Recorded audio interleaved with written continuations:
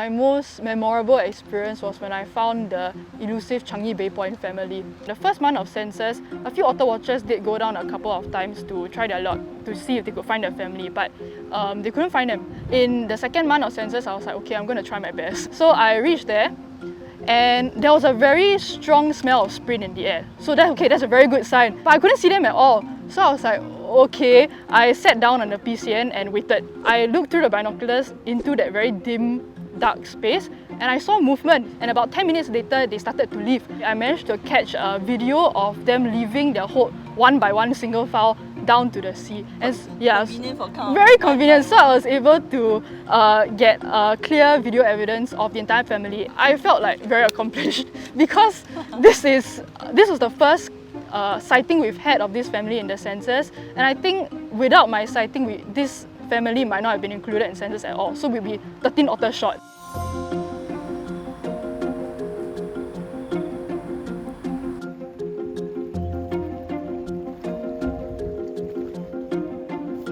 So when otters return to Singapore, of course it's very exciting.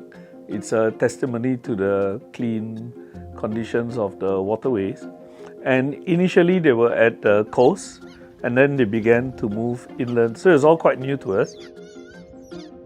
In 2017, we initiated the first census to have an idea of where all the otters were at, what kind of spaces were they using, and what kind of factors we would have to look out for. Because the population is increasing, we took another census again in 2021 and then in 2024. I've been watching and following the otters since 2017, and over that time, the community of otter watchers, we have built up a pool of knowledge of where different families of otters, where they are found, their home range. So what do we do when we decide to go out to look for otters?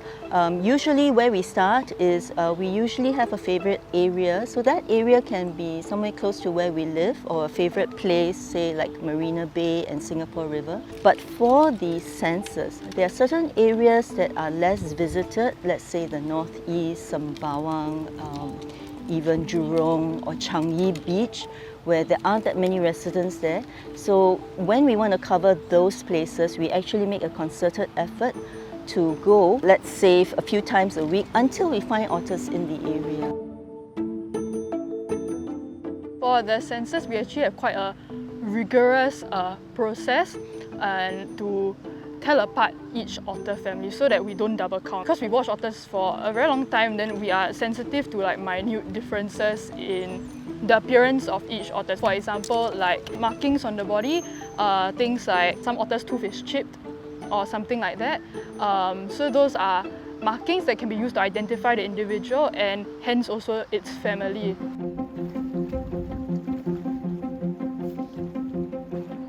So this is Bishan Park, the big pond.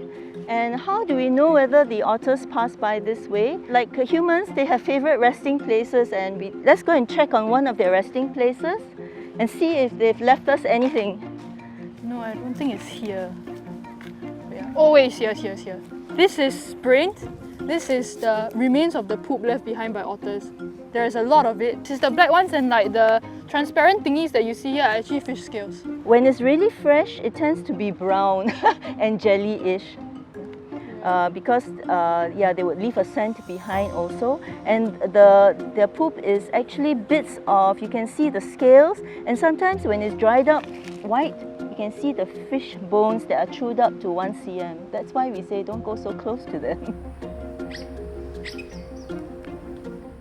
So the otters disappeared from Singapore 60s, 70s because our waters were filthy, were polluted. The otters returning once again is a story of hope. Look what happens when we clean up our environment.